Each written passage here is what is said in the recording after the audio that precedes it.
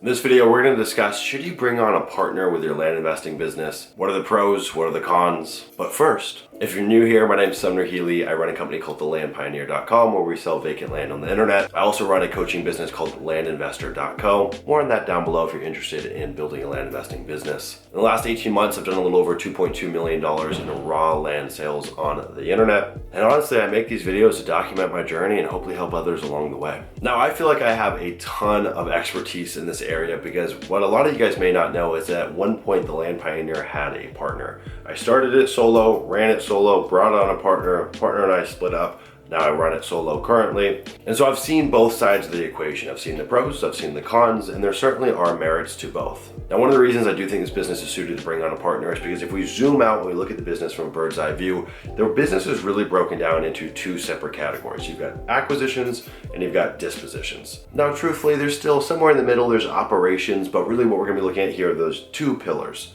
What's beautiful about that is because they're so separate yet still super important on their own is you can divvy up responsibilities by having someone manage the acquisitions and someone manage the dispositions, and then you can kind of stay out of one another's hair. Now, full disclosure, the partner that I brought on, everything ended on great terms. It was very amicable, and honestly, a lot of it was not because of our working relationship. There was just some life events happening on his end that made us split ways. But one of the things that I did learn from that process about bringing on a partner was when we were trying to share responsibilities, when we were kind of working at both sides of the camp, there was a ton of confusion in terms of who was responsible for what. And ultimately, at a certain point, we began to get jaded with one another because we thought he was supposed to do this and he thought I was supposed to do this, and then neither one of us did it.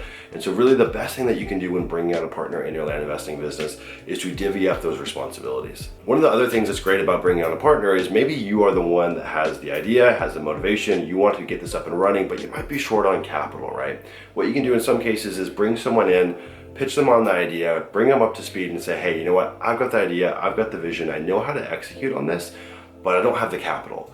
And so what I do recommend to folks is you can start a new LLC, bring on a partner, have them bring the capital to the deal, and you guys can start doing deals together. And maybe they are involved in the business, maybe they're not. There's a ton of different structures out there and different ways to set that up. But what I've found is that it's a great way to get your foot in the door if you are limited on capital, is you can be the one to spearhead the mission, then go find someone who does have some capital to bring to the table. The other really nice thing is you can go source out folks that kind of fill in some of the gaps that you might have within your own areas of expertise. Let's say you're fantastic in market research, you love digging through the data, you love finding new counties to work in, you love building out mailers, but you're freaking terrified to talk on the phone. Well, then go source someone that has the yin to your yang, yep? Go find someone that can go sit on the phone for 8 hours a day and that can be as happy as a pig in a barnyard. Now, on the flip side, what I have learned is I ultimately prefer to run things solo. And this is where you really need to know yourself. What I found is I'm a control freak. I'm OCD. I want to have control. I have a vision and I don't want anyone to get in the way of my vision. And if they do, I will stampede them. And that makes a really tough working relationship when you're working with partners or equals. And for me, what I found is I work much better with grooming and building a team than I do with bringing someone on as an equal, than I do in terms of bringing someone on as a partner and ultimately someone as a quote unquote equal within the business.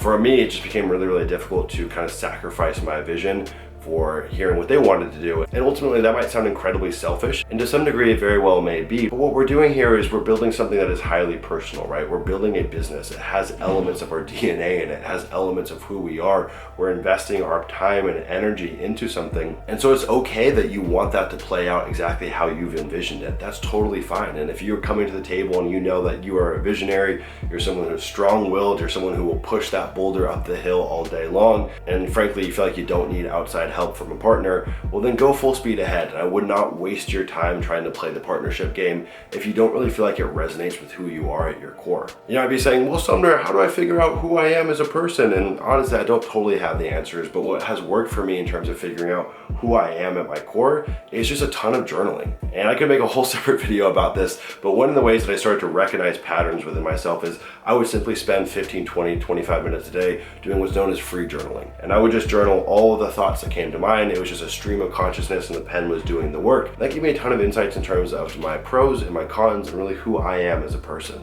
So by doing that, I was able to recognize, wait, I'm in this partnership that doesn't really feel aligned with truly how I want to run this business, and it ultimately doesn't feel aligned with who I am as a person, so I had to address that. Now, if you're going to go the route of running things solo, then you are certainly going to need to build a team, and you need to build a team really, really quickly. I think people that are running a partnership type setup can get away with not delegating for a long time because you can just divvy up responsibilities between one another, and it's pretty seamless for the first few years.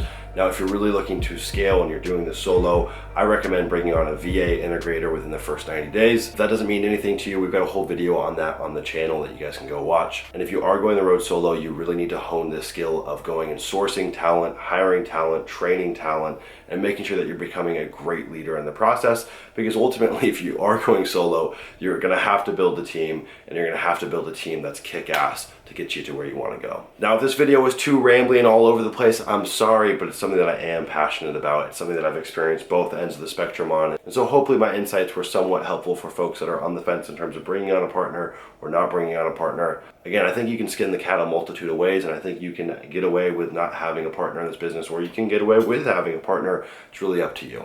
If you guys liked this video, give it a thumbs up. If you didn't like it, give it a thumbs down. That's totally cool with me as well. If you want to see more land investing content, be sure to hit subscribe. We've got a ton more videos in the pipeline. If you're curious about our land investing accelerator program, you can click the link down below in the description, and we look forward to seeing you guys in the next video.